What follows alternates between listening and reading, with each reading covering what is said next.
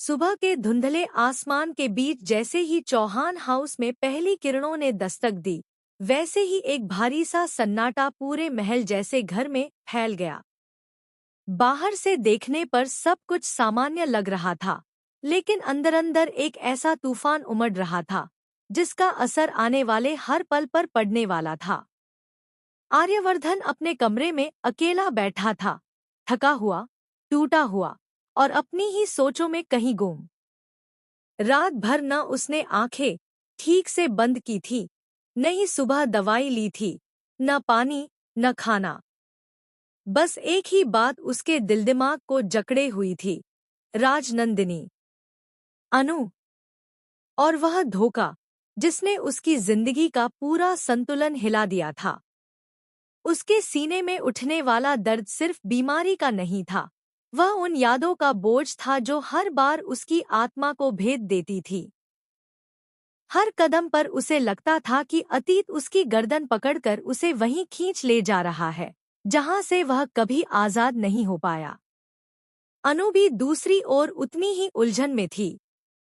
वह मजबूत दिखने की कोशिश कर रही थी, लेकिन उसके भीतर असंख्य सवाल उठ रहे थे।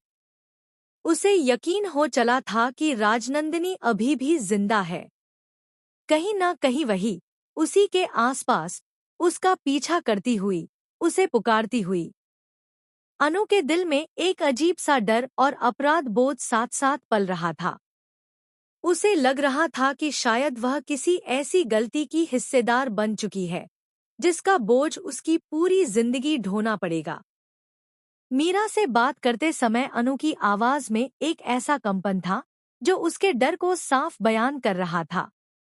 उसने जब यह कहा कि वह अपनी नौकरी छोड़ना चाहती है, तो वह शब्द मीरा के लिए किसी तोहफे से कम नहीं थे। मीरा के दिल में खुशी के पटाखे फूट पड़े, वही तो चाहती थी वह, अनु का इस ऑफिस से जाना, उसकी जगह का खाली होना। उसे लगा जैसे उसकी आधी जीत तो बिना कुछ किए ही पूरी हो गई।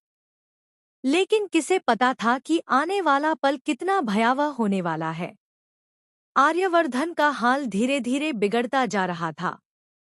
उसकी सांसें भारी हो रही थी, निगाहें धुंधली हो रही थी, और दिल पर जैसे किसी ने कसकर शिकंजा कस दिया था।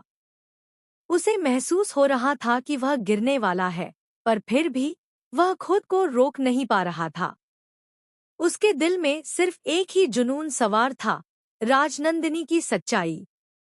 वह खुद को उस अंधेरे सच के करीब ले जाना चाहता था जिसे उसने इतने सालों से सीने में दफन कर रखा था। उसके अंदर एक घुटन थी, एक